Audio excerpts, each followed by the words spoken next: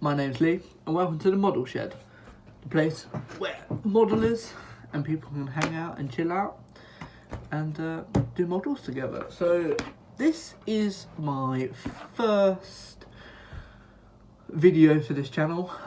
Very excited, finally bit the bullet and decided to make a channel.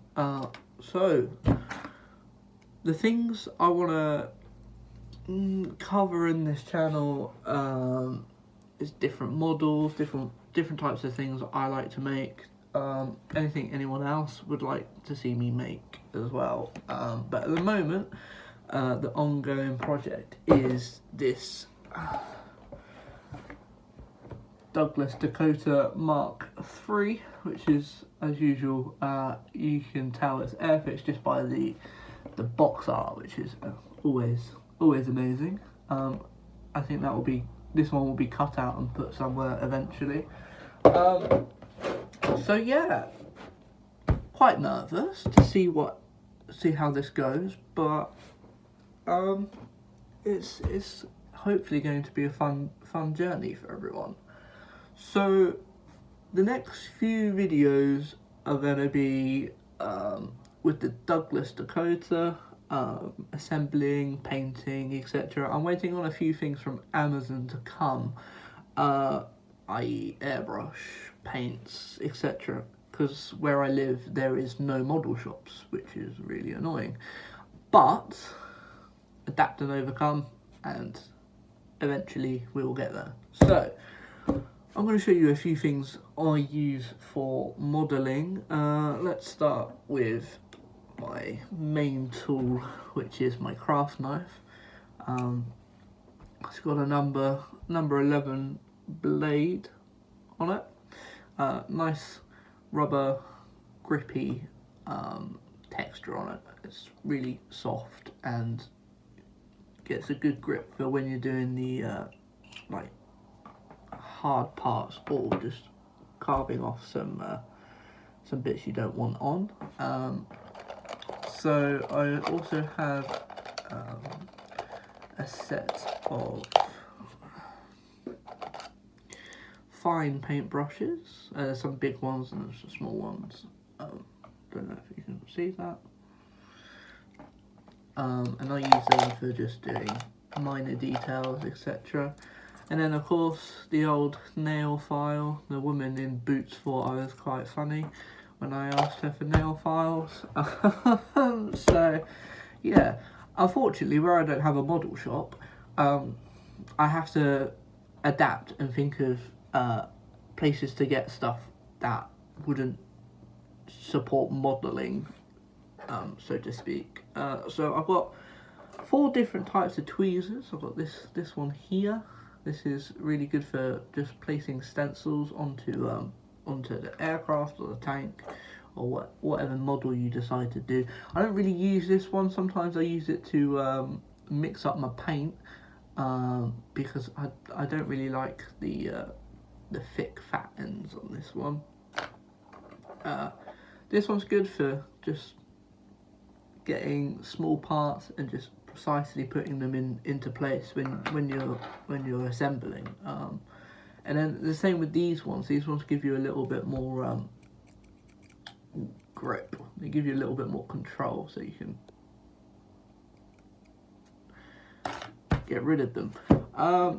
Also, if anyone hasn't got any, I would suggest getting some of these. These are fantastic for if you're putting wings together and you just want to hold them in place while you just get your polymer cement or whatever you use to glue your models together. I use my poly cement, which is this. I find it works better. It has a nice needle on the end, so I can precisely glue into places where I need. If it's really small, I normally use an end of a pin, a very little droplet into where it needs to be. I find that is a pretty good way to precisely place your glue without getting it all over the model. We also have some thinner. I use this to clean my paintbrushes. I also use it to mix it in with paint, like my acrylic 24. I don't get the tins because where I use an airbrush I prefer to have bottles, and they're cheaper. I think a tin of this costs £4 something, £4.50 or something, and this costs £1.70, and it's exactly the same amount of paint. It just doesn't come in a tin, and it's a lot cheaper, so you save your money there.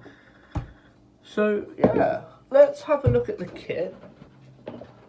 Let's bring this over. I have unpacked it, unfortunately. I was going to do an unboxing, but got a bit excited and ended up taking it apart myself. So the booklet, the instruction booklet here is really well detailed, like really well detailed. If I just show you. So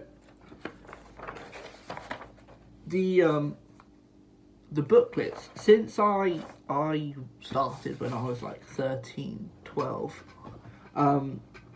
yeah, the booklets have got a lot better. They're a lot clearer, a lot more in depth with their detail and placements of things. Also with just finding spots that you would overlook as a new builder. So like in here it says number 1, and then it will have like number 33 like for the paint.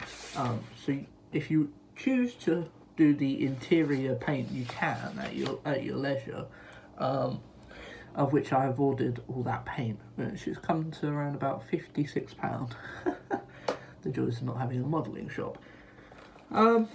The other thing I've noticed is the decals. They're so much brighter than when I first started. I'm sorry if there's a bit of a glare. It's just there's a window right there, and that's the only window in the model shed. So unfortunately, until I find a way of having natural light, well, the glare of the window light will be in the videos, and I apologise for that.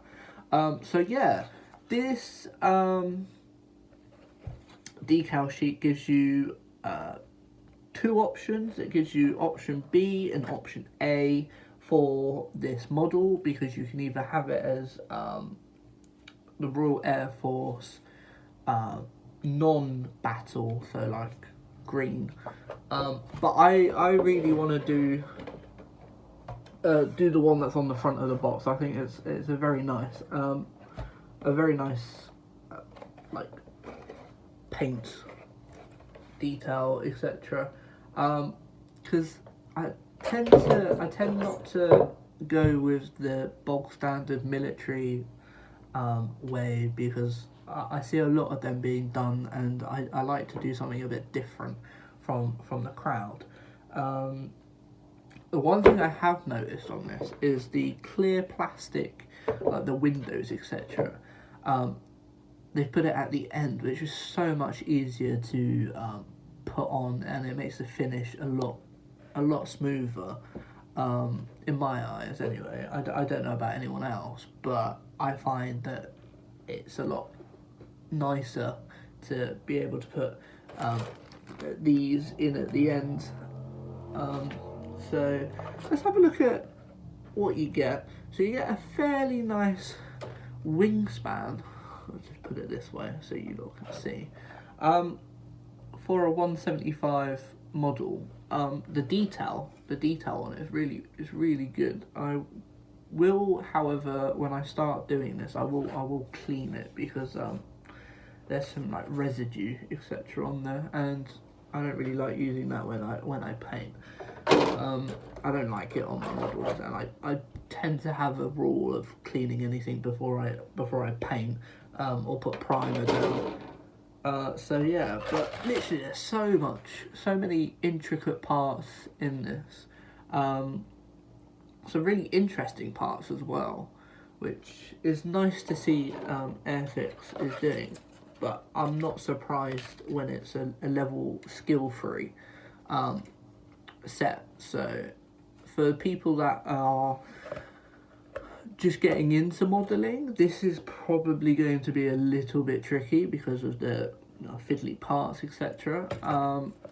My first ever Airfix model I think I did was a Spitfire, and even that I found a bit challenging because I've never done it before, and I'm a bit of a perfectionist. I don't like to rush things, so it took me around about a month and a bit to do. This, once I get everything, should take me around about a month, hopefully. So yeah, hopefully a month roughly. I haven't used an airbrush before, so I'm gonna have a play. I think I'm gonna buy a Spitfire or just a £10 jobby, and practice the airbrush on that, because I don't want to ruin this model, because I want to put this model into a scene, like a runway or something along those lines. I haven't quite made up my mind yet. So, but yeah, we also run an Instagram account called the Model Shed. So if you fancy following us on Instagram, by all means, we appreciate you, and we'll follow you back. It's also good to be able to talk to you guys individually through messaging. So yeah, welcome to the Model Shed. My name's Lee, and I hope you enjoyed the videos that are coming up. And yeah, it's been a pleasure. Bye now.